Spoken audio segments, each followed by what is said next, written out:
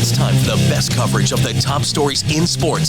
The Sports Wrap with Jason Paige starts now. And great to have you with us on this Tuesday edition of the show. Thank you, Chad Erickson. Thanks to you for watching. A lot to do over the next 60 minutes, including a conversation with our friend Robin Lundberg from the Robin Lundberg Show over on YouTube. He also writes for SI on women's basketball. WNBA Draft held on Monday night. No shock to anybody. Paige Bueckers, the top overall pick. But is she actually the best player in this draft? And how will she compare in year one in Dallas to what Caitlin Clark did in year one in Indiana? And is it even fair to bring up that comparison? And how many questions am I going to ask here at the start of the show? I have no idea. So we will get into that. Also want to talk to him about WrestleMania because it is WrestleMania week. And I live in the belly of the beast here in Las Vegas. WrestleMania is here, Saturday and Sunday. So we will preview that with him as well. NFL Draft, 17 players will attend. And one of them that is not attending may surprise you. We'll get to that coming up as well. Thoughts from the NBA. Another coach gets fired because 'tis the season, with the regular season having come to an end. I suspect that Mike Budenholzer will not be the last head coach fired in this cycle. We'll talk about that as well. But we start things out in Major League Baseball, and Sam Yarnell is here. And I thought about this last night as I was watching, I was bowling. It's Monday night is league night, as everybody knows. I think we should start live filming me on league night, because I think people will hate me if they watch me bowling on Monday nights, because I realized last night that I am not fun to bowl with when I'm not bowling well, and right now I am not bowling well. So I was like, yeah, we should just film this and just live stream it. So here's what I want to ask you, Sam. You know, I don't know how many Dodger games you've watched this year. Probably not a lot, and I wouldn't blame you if that was the case. But I'm sitting there watching them last night, and it's like the third or fourth inning. Ohtani hits a home run in his first at-bat. Comes up later on. It's like nobody out, maybe one out. Guy for the Rockies throws the pitch. Ohtani hits a fairly routine ground ball towards the hole between first and second base. And he's gunning it down the line. Like, he's not jogging it out and saying, hey, I'll just give up on this at bat. He's gunning it down the line, and he forced the second baseman to make a better play than he probably had to. And Ohtani might have even beaten it out, as we're showing it here on the screen. Ohtani might have even beaten it out if the throw was, on target. But the throw goes in the dirt. Ohtani's safe at first. Starts and leads to a huge inning. Just the simple plays like that. And I know this is kind of geek speak in baseball to talk about this stuff. But it's plays like that that are the reason for all the talent they have. Plays like that and a culture like that on a team is why the Dodgers are going to be the team that potentially repeats this year. Well, Jason, I think that when you're looking at the Dodgers play baseball right now, you're looking at a team that's reeling and a team that is not where they were expected to be, even this early on in the season. You're looking at a third-place team in the NL West. You're looking at a team with two teams in their own state that are better than them right now. The San Diego Padres, of whom look like they're playing 10 times better baseball right now than the Los Angeles Dodgers. So you've got Shohei Ohtani reaching and trying to do more than he needs to for this Dodgers team right now, and that's where you get this nose to the grindstone out of the box in your second at bat of a meaningless game against the Colorado Rockies. But that's just it. They're not treating it as meaningless, is what I'm saying. At least he wasn't in that instance. And that's setting the example for the rest of the guys on this team. I think they were treating it as meaningless when they got shut out 2 games ago by the Chicago Cubs. Cubs are a good team. And Miguel Cubs are Rojas predicted to was win out the there division for the last 2 innings. I get it. Again, you're looking at a team in the Dodgers that's dropped 2 straight series. This is a team that needs to get to winning ways, and quite frankly, we're approaching 20 games into the season. They need to get to winning ways, and they need to get to them fast, because quite frankly, Jackson Merrill's already closer to being back than he is to being injured for the San Diego Padres, and that guy's looking like an MVP candidate on the best team in the NL West right now. Not to mention all the pitching injuries, which seemingly just will not get better. I mean, when is Clayton Kershaw going to get back? I know everyone says don't worry about him, don't worry about him. He'll be back in July. Listen, if Clayton Kershaw comes back in July, that means you're getting 2 good months out of him before you get to the postseason, where he's famously horrible, like famously a really bad pitcher in the playoffs. So now you're worried about this Blake Snell injury. As bad as he is, you're worried about the Tony Gonsolin injury. Like, you did not expect to be in this place if you're a Dodgers fan or if you're the Dodgers organization, and you're especially not expecting to be in that place coming off of series losses against the Washington Nationals and the Chicago Cubs, and quite frankly, what was almost a series sweep by the Washington Nationals had their bullpen not imploded at the end of Game 3. So I'm worried. Actually, I'm sorry, 3 straight series losses. They lost that series to the Phillies too. Hold on. Like, this is not a team. Let me ask you a question. The Padres are playing 8-24 baseball. Okay? The Dodgers are 12-6. For all your doom and gloom right now, the Dodgers are 12-6, playing 667 baseball. And you just painted the scenario. You'd think they were 6-12. Do you think the Padres are going to keep playing 8-24 baseball? Of course not. Do you think the San Francisco Giants, who we had as 3rd or 4th best in this division, are going to keep playing 750 baseball? Of course not. The Dodgers are going to be fine. Right, but I don't think either of those 2 teams that you just mentioned look anything like what we expected them to be. No one expected Nick Pivetta to be a Cy Young candidate, and he's not even the best pitcher on that team, right? And look at Jung-Hoo Lee coming back off of an injured season last year. Looks like maybe one of the best players in the NL West right now, and you're talking about a division that also has Fernando Tatis, who's been absolutely lighting the world on fire, including hitting yet another home run last night. I'm just saying, the NL West is a lot better than anybody expected it to be, and I think the Dodgers are a little bit worse than we expected them to be. Yeah, I think it's too early to get too crazy about those teams. I think there'll be some regression to the mean. By the way, how do you feel if you're the Diamondbacks? You're 9-7 and you're in 4th place right now. Yeah, it's tough. It's tough sledding when you're 9-7 and you're basically already out of the mix. You're 4 games back in the National League West, and then you go and look at some other divisions right now where teams are, all basically mediocre. I mean, look, for all we thought about the AL East, not that we have time to delve into this right now, but I mean, look at the AL East. It feels like the AL Central or the NL Central also right bad. now. Yankees 9-7, 1st place, baby. Let's go. Thank God we don't have more time to talk about the Yankees right now, because I am not in a good mood on them. We're coming back. Some NBA talk. More coaching firings next.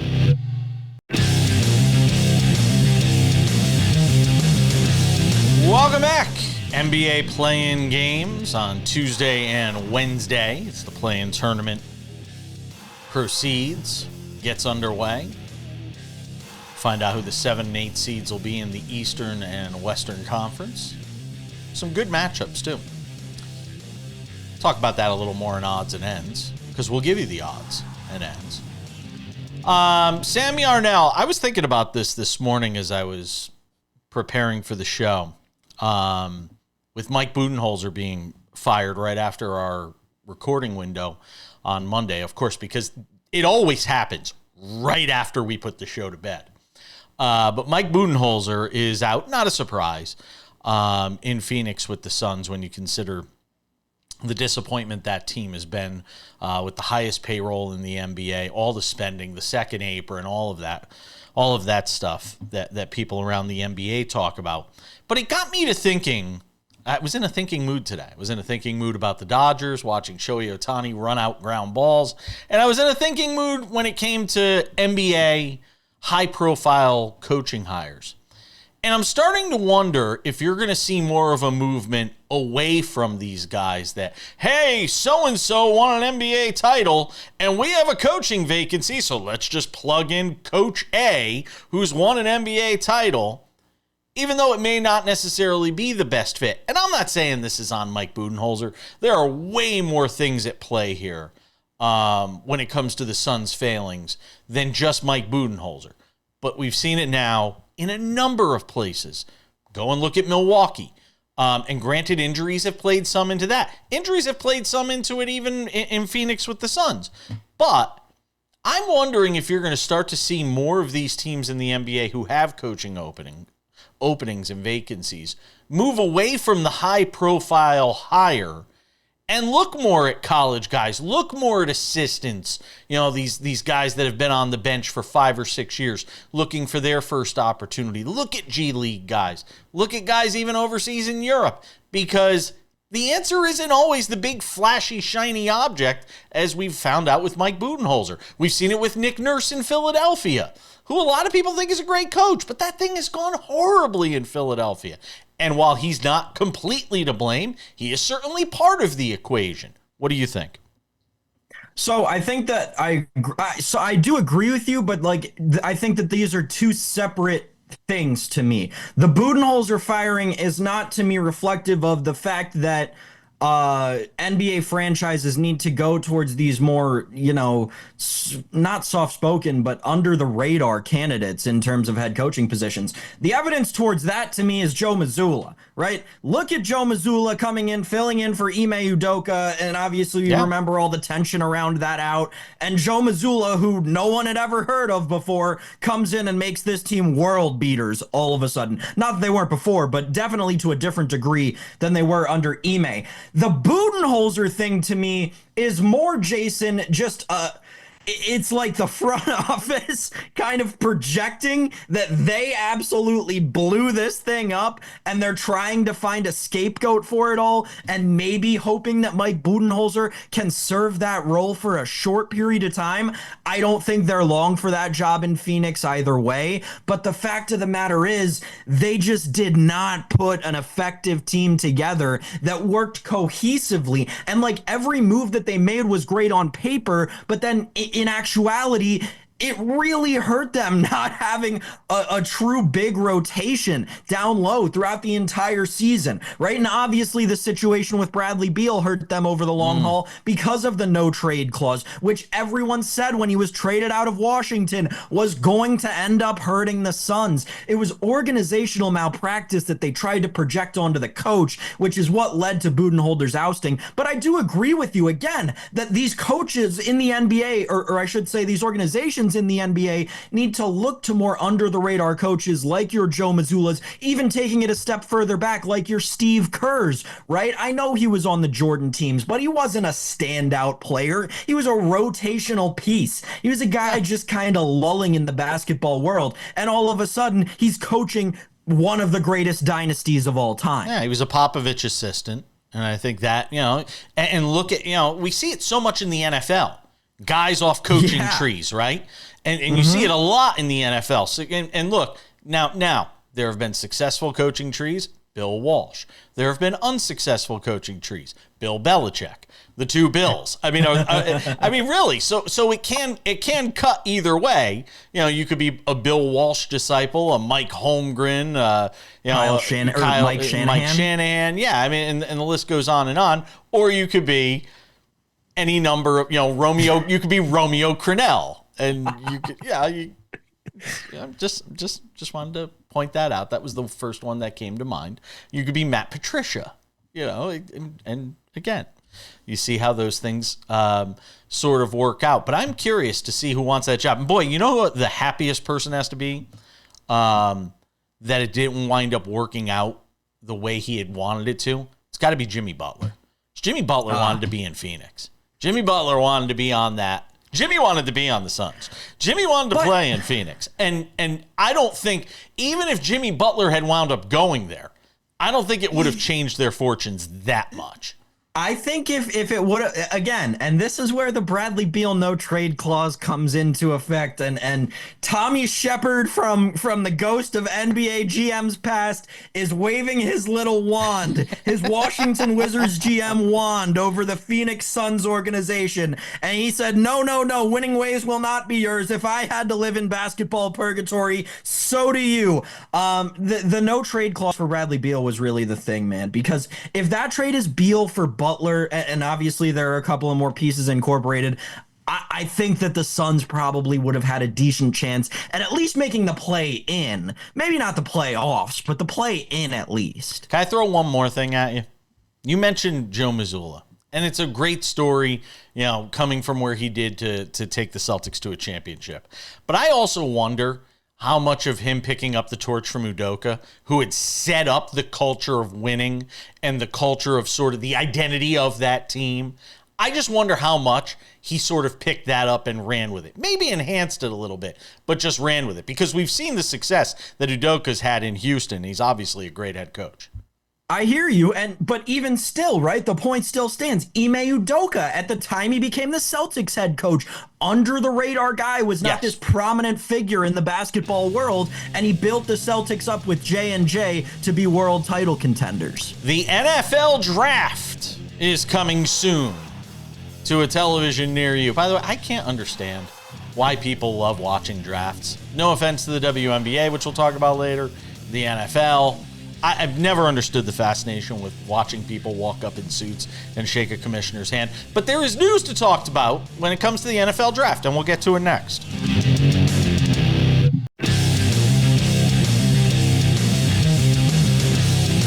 Welcome back to this Tuesday edition of Sports Wrap. Coming up in 10 minutes, Robin Lundberg from the Robin Lundberg Show on YouTube.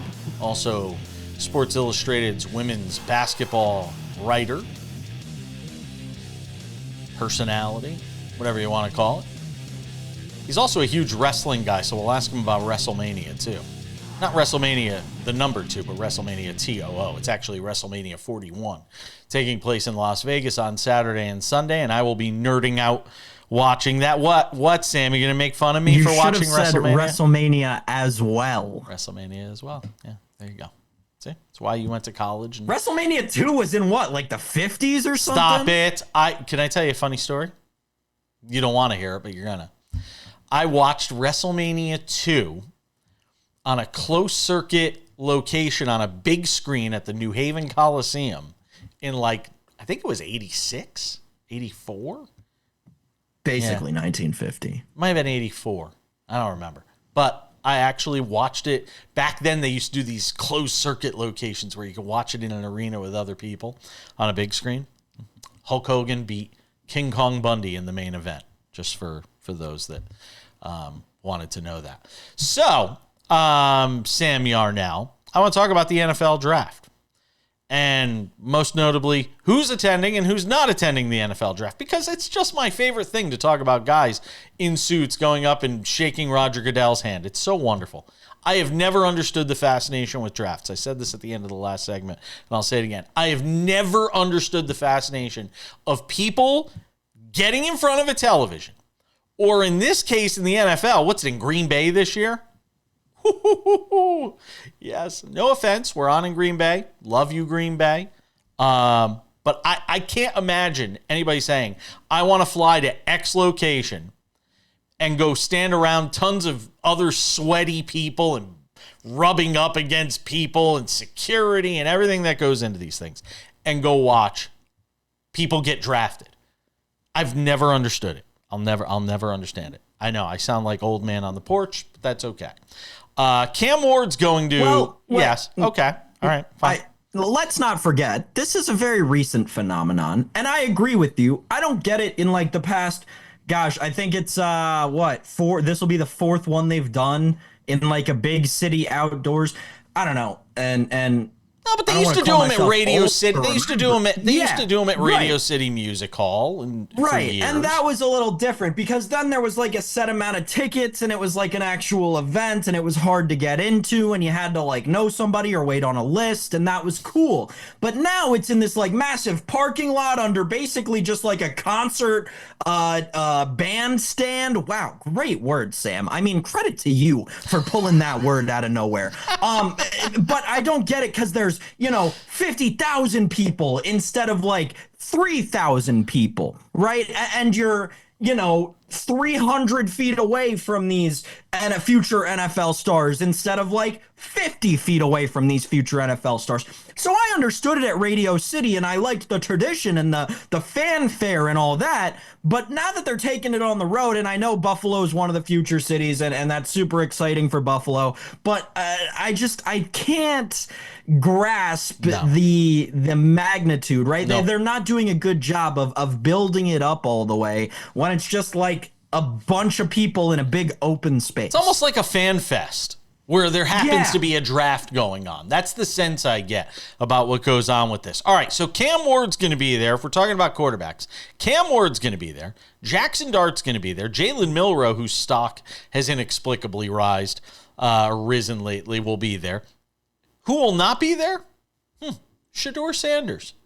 Widely expected to be the second quarterback taken in this draft, Sammy Arnell. No Shedeur Sanders at this draft, at least not as of now. Travis Hunter's going to be there. A couple other receivers, kid from Texas, kid from Arizona. They're going to be there. Abdul Carter will be there as well. Ashton Genty will be there. But no Shedeur Sanders, Sammy Arnell. Yeah. Too cool for school. So there are a couple of different ways you can look at this. The people who don't like Shedeur, potentially myself included, will say that this is very Dion of him. This is very, I'm going to hold my own draft party because I can get way more attention there than I can at some outdoor NFL draft. And I'll get just the same amount, if not more, of TV coverage from my own personal party. And then I think that there's the football logist side of this, which is you read the writing on the wall. Shedeur Sanders probably not going in the top 10. Shedeur Sanders maybe not going on night one. And I think that Jason, to me, as much as Jalen Milroe's stock has risen a lot recently, there has been more of a rise in the stock of there really only being one good quarterback in this draft, which, not to my own horn, something I've been telling you since the middle of college football season. But it really does seem like everyone is coming around on the Tennessee Titans are going to take Cam Ward. And he's really the only first-round talent of a quarterback in this draft and the only person drafting worth a fifth-year option potentially down the road. So we've heard a lot of more smoke about these position players. Obviously, the Travis Hunter discussion alive and well as it ever was. Abdul Carter is continuing to rise in his stock, which I didn't think it was even possible for him to rise anymore. So yeah, Jason, that's where I'm kind of at with the Shedeur thing. I'll choose to look at it as the former. However, I think that the latter is also a possibility. Where do you think Sanders lands? I'm all over the place with it. I'm going to be honest, and I work with a lot of guys who are very apt at this kind of thing, and they love doing the NFL draft and all the mocks, and I just can't keep up with it. For a while, I thought he was going in the top 5, and that wasn't based on talent. That was based on me thinking that NFL franchises overvalue drafting quarterbacks and also potentially overestimated his potential talent because of his father. I'm at the point where, maybe he'll go in the top 15 picks, but I wouldn't be surprised if he goes in the back half of the first round. I'm just blown away that Cleveland wouldn't take him. It feels like such a Cleveland thing to do. Unless he's told Cleveland behind the scenes that he doesn't want to be drafted by him, which is a possibility given the way that franchise has been run over the years. And their quarterback situation. Yeah, but I can't fathom that you wouldn't. I think, Joe Flacco is going to be there. I think learning from Joe Flacco couldn't be the worst thing in the world for him, a Super Bowl winning quarterback. You give him time, he gives you time to groom him. He doesn't have to play week 1. I'm kind of surprised that Cleveland isn't the spot for him. We'll see how it all plays out. Robin Lundberg is next.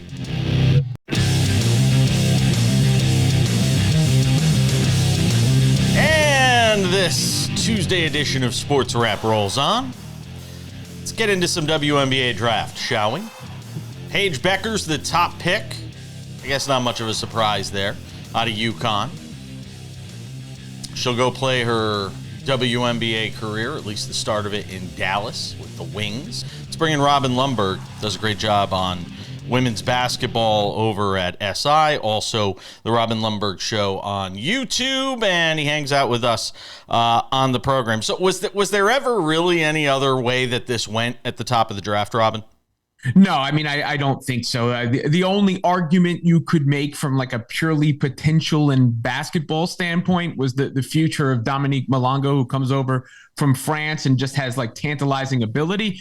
But Paige Bueckers has the proven pedigree. She has the marketability, and it was a no-brainer pick for the Wings. That's why we knew they were going to be making that pick. Other than like speculation about Paige's willingness to go there in the meantime, we knew all along that was going to be the selection. Yeah, well, you bring up a valid point. I mean, look at kind of where that franchise has been, and you're Paige Bueckers, and you're a huge star.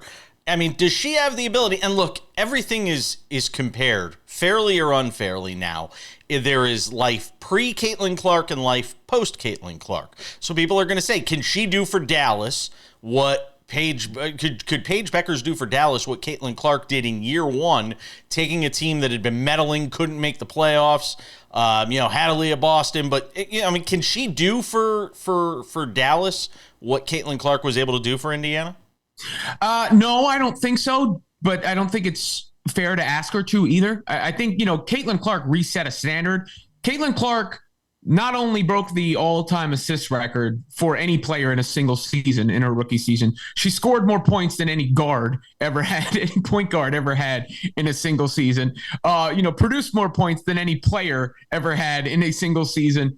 So not to mention the attention and everything that was on just a different level. So I think if you are comparing Paige to Caitlin Clark, you're setting her up for failure.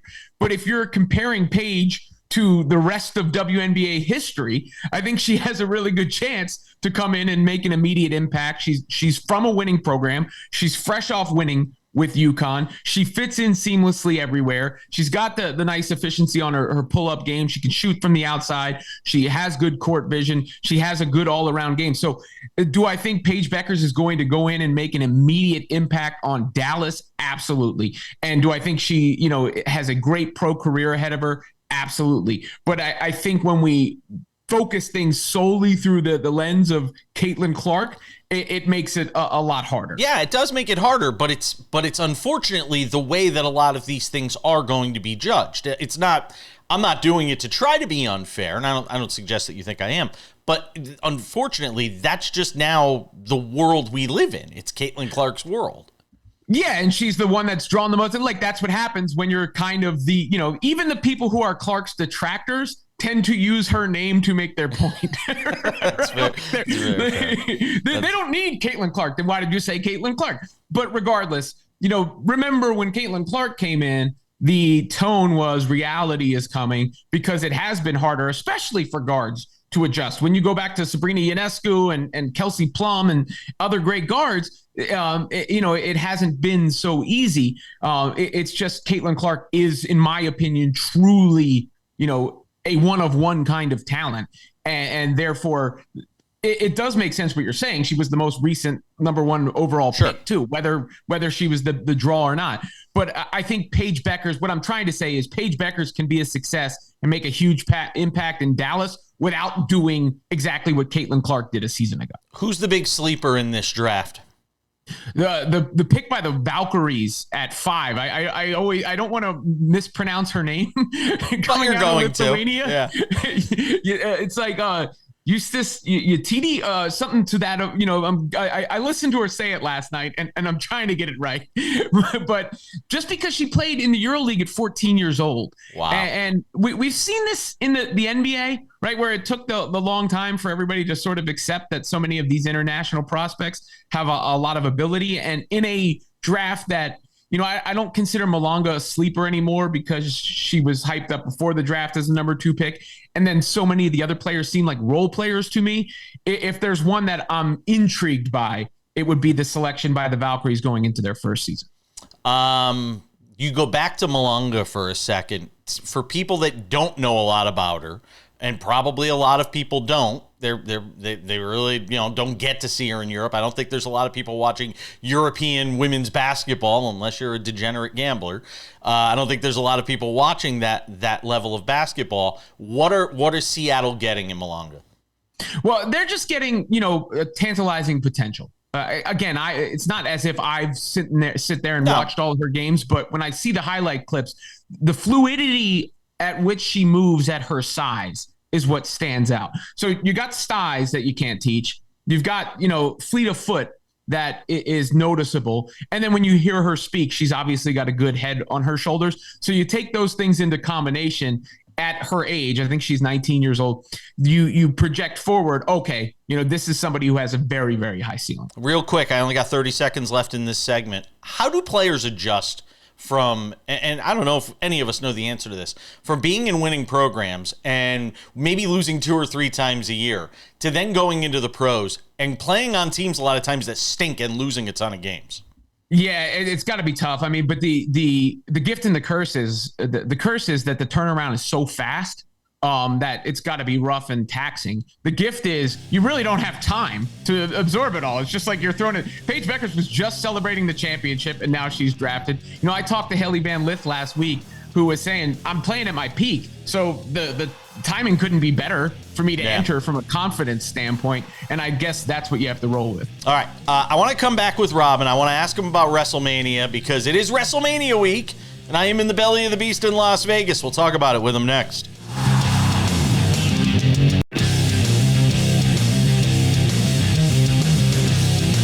All right, we keep the conversation going on this Tuesday edition of SportsWrap. We talked about the WNBA Draft. Robin Lundberg's got another passion. He loves his wrestling. His wrestling. So we're bringing him back for one more segment because it's WrestleMania week. And you want to know the saddest thing, Robin? One of my bucket list items is WrestleMania. I live in Las Vegas, and I still don't think I'm going to WrestleMania this year. Well, it's a grip to get in the building. I know that. You went. Well, you went last year, right? I did in Philly, yeah, and I'll probably go to SummerSlam this summer because it's at MetLife in Jersey. But I took my oldest son Raj to WrestleMania in Philly last year. And what was that like?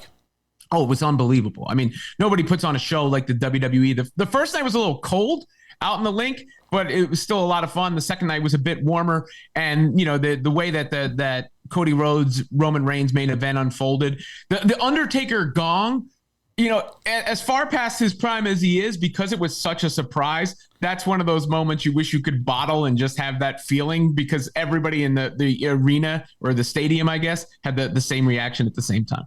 Obviously, Cody Rhodes and John Cena is the headline event of this WrestleMania. So let me start there, I guess, and then we'll kind of work our way through it. The build up to this, how it's all played out. Give me your thoughts. Yeah, I mean, look, I don't think it's quite what last year was, because last year was such an unprecedented set of circumstances. The fact that The Rock came back and they set up Rock and Roman, and then the fans rebelled and it became Cody Rhodes. Like, that's something that's going to live in history. But obviously, John Cena turning heel is a big deal. That's the kind of thing that gets pop culture crossover appeal, and the build when those two guys have been in the ring together has been strong. So I think obviously that's one that people are circling and wondering how it's going to shake out and what their plans are with Cena in this retirement tour after making a move like that. And then the main event on night one, to me, might be even more intriguing. The triple threat with Roman Reigns, Seth Rollins, and CM Punk. Could you see John Cena winning? I mean, yeah, I don't think you can count anything out. This is it. If he's gonna break that record, it's gonna be now, or it's gonna be before this tour is done. I would put my money on Cody Rhodes and continuing the run, but John Cena's one win away from setting a new benchmark there, and you got to think they have plans for him over this is just the beginning of his farewell tour at this point. I can't imagine him leaving as a heel, though. Can you? I do think they will. Yes, I agree with you. I think they will run this, its course, and then at the end, he will probably send off as a babyface. Yeah, that's kind of what I see. I'll give you a match, and it doesn't have any titles on the line or anything like that, but a match that I think actually could be really entertaining is AJ Styles and Logan Paul. Well, look, AJ Styles is a pro, right? He's been around the block. He can have a good match with anybody, and whatever you think of Logan Paul, his talent is prodigious, and we've seen that in the ring. And I think, up and down the card, you could question some of the build to some of the matches, but I do think there are a lot of matches that have a ton of potential when the bell actually rings, for sure. Yeah, I agree with that. What do you think of Charlotte Flair in this latest iteration of her career? I think it really helped whatever happened with her and Tiffany Stratton like 2 weeks ago, because that match had felt stale. I mean, I always thought it was going to be a good match, but it had felt stale in the lead up until that, they crossed over and sort of referenced what personal life stuff, Charlotte's divorces Tiffany went at. Yes. And then Charlotte said, but your boyfriends have been in my DMs, basically. I don't know how much of that was, part of the show or how much of it wasn't, but whatever it was, it upped the ante for the match. So it worked. And now I think it's one of the most anticipated matches on the card. And stay with the women, Jade Cargill and Naomi. That's going to be a great match. That should be an excellent match. Naomi this is the best character I've ever seen her present. So I'm intrigued to see what they do there. And then there's a bit of a measuring stick litmus test for Jade Cargill, because she hasn't had that many one-on-one matches that are, aren't squash kind of matches. So it'll be interesting to see how that goes. Jey Uso and Gunther. I mean, we obviously know about the epic Intercontinental title run that Gunther had. Now is in this World Heavyweight Championship match with Jey Uso. Could Jey Uso pick him off and win the title? I mean, it feels like it almost has to happen after the Royal Rumble win and after the Yeet movement and everything. It's a little similar to Sami Zayn a year ago too. And maybe they swerve everybody and have Gunther win. And I know there's a bit of a debate, like the internet wrestling fans who don't think Jey Uso is good enough in the ring and is built off a catchphrase versus the reception that Jey Uso receives every time he comes out. My son absolutely loves Jey Uso. But I guess to me, it feels like that Royal Rumble moment is wasted if Jey Uso doesn't win the championship at WrestleMania. Is Chelsea Green not fighting at WrestleMania as of right now? I don't think I see her. I'm looking at the card. I don't see her anywhere. I ask this because I met her out here in Vegas. She was the Grand Marshal for the NASCAR race, and I had a chance to meet her. It could not have been cooler. I mean, really, I love what she's doing in the ring, but outside the ring, I was even more impressed. Yeah, I don't think she is on the card right now. No, I don't believe. Yeah, I don't see her. I don't see her on it. So I wanted to make sure I wasn't reading it wrong. I don't believe so. Yeah. So she'll have something to complain about in character. Last one, real quick. I got 30 seconds. How does Paul Heyman play into this entire WrestleMania between the Cena match and sort of the way that's played out, and now with CM Punk and Roman Reigns? How does he play into all this? I think he sets up the biggest money feud that WWE has, which is CM Punk and Roman Reigns. Now, you got Seth Rollins' involvement here, and obviously the history between Roman Reigns and Seth Rollins, and the history between CM Punk and Seth Rollins, which makes that intriguing. And I didn't think they wanted to rush Roman and Punk, but Roman and Punk is money waiting to happen, and Paul Heyman is the catalyst for that. I love it. Robin Lundberg, check him out on YouTube, the Robin Lundberg Show, also on SI on the women's basketball. Thank you, my friend. You got it. We're coming back.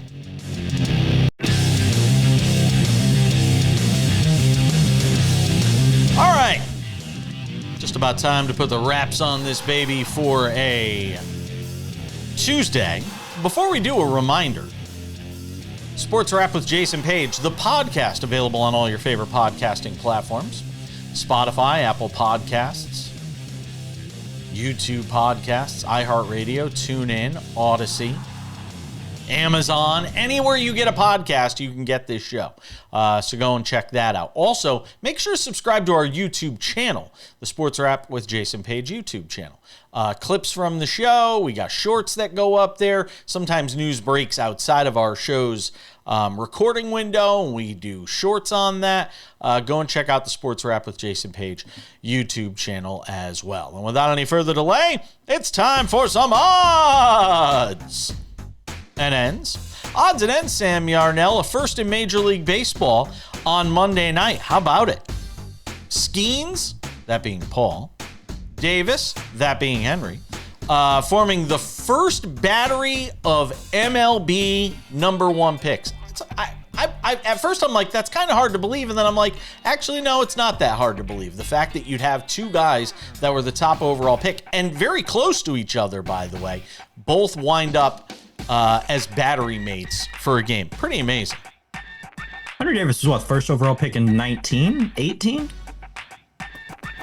I don't remember. 20. Anyway, might have been 20. The funnier thing was, I was watching this game, obviously, because it was against the Nationals.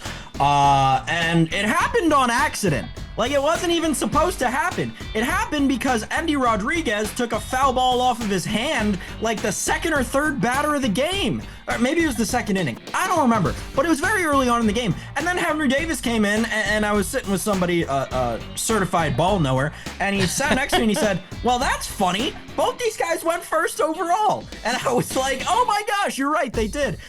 It was very cool to see. Obviously, the Henry Davis thing has been tough, but it's great to see that he's finally getting a shot, and you know, never wish injury on anybody, and hope Andy is okay and good to go. But maybe Henry Davis will finally get a shot that he's deserved for a while in Pittsburgh.